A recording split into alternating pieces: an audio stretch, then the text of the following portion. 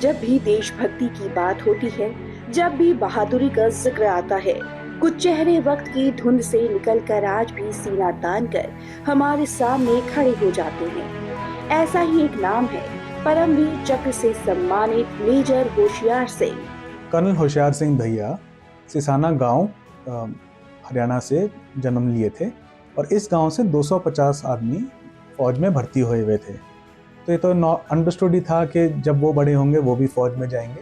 तो वो वॉलीबॉल के प्लेयर नेशनल लेवल पे पंजाब गवर्नमेंट को रिप्रेजेंट किए थे। 2 जाट यूनिट में उन्होंने भर्ती लिया और 6 साल के बाद वो ऑफिसर बने। 1962 की वॉर नीफा सेक्टर जो आज अरुणाचल है वहाँ पे वो थे और इसके बाद रायचंद वाला राजस्थान में बीकानेर सेक्टर के अंदर उन्होंने 1965 वॉर में मेंशन डिस्पैच भी प्राप्त किया। 5 मई 1937 को जन्मे इस जाबाज ने सिर्फ एक जिंदगी नहीं जी, बल्कि एक मिसाल बनकर जी। 1971 की जंग, शकरगढ़ सेक्टर, चारों तरफ गोलियों की गूंज और सामने दुश्मन के लगातार हमले। हालात आसान नहीं थे, लेकिन मेजर होशियार सिंह पीछे हटने वालों में से नहीं थे।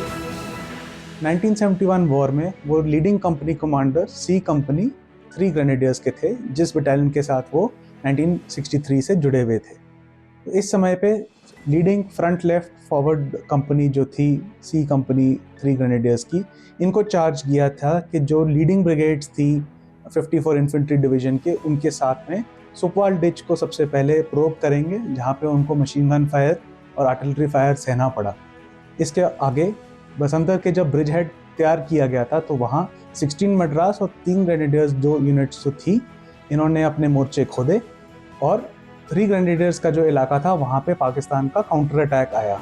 जब दुश्मन ने बार बार पलटवार किया तो वो खुद सबसे आगे खड़े हो गए। गोलियों की बारिश के बीच उन्होंने न सिर्फ अपनी पोस्ट संभाली, बल्कि अपने साथियों का हौसला भी बनाए रखा। उनकी आवाज, उनका जज्बा हर जवान के दिल में आग जला रहा था। इस काउंटर अटैक के समय में जो हमारे ये पुराने योद्धा जो 1965 वॉर में पहले से ही डेकोरेटेड ऑफिसर थे, इन्होंने फिर से अपनी बहादुरी का परिचय दिया। इनके काउंटर अटैक्स में 15 से लेकर 17 दिसंबर के बीच में 3 दिन जो थे, लगातार पाकिस्तानियों ने प्रेशर जमा के रखा था। भारी बमबारी चल रही थी, मशीन गन फायर चल रहा था। ये सिर्फ एक लड़ाई नहीं थी, ये हिम्मत, नेतृत्व और देश के लिए सब कुछ कुर्बान करने का जज्बा था। इसी अद्भुत साहस के लिए उन्हें मिला देश का सर्वोच्च वीरता सम्मान, परमवीर चक्र। तो इस बार उन्होंने दोबारा एक और काउंटर अटैक लॉन्च किया, जिसमें कि एक शेल जो था मेजर होशियार सिंह के मशीन गन के पोस्ट पे जाके लैंड किया।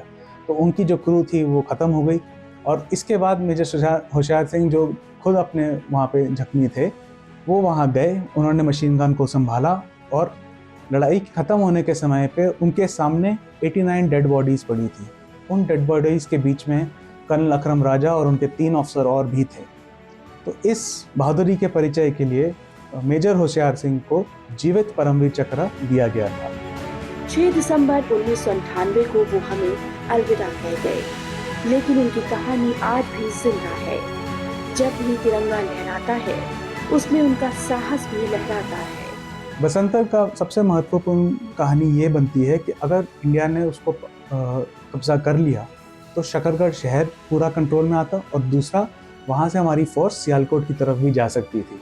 तो इस बात में पाकिस्तान को सबसे ज़्यादा घबराहट थी कि अगर हमारा आर्मर्ड का ब्रेकआउट हो गया तो उसको रोकना फिर बहुत मुश्किल हो जाता। और इसी युद्ध में हमारे सेकंड लेफ्टिनेंट अरुण खेतरपाल जो यंगेस्ट परमवीर चक्र हैं, उन्होंने भी अपना बहादुरी का परिचय दिया। उसी के साथ साथ जरपाल सेक्टर जो उधर उसी युद्ध के इलाके में था, 2-4 किलोमीटर ही दूर, तो वहाँ पे बसंतर नदी के आसपास में वहाँ पे भी एक और युद्ध हुआ, जहाँ पे हमारे एक जीवित परमवीर चक्र दिए गए।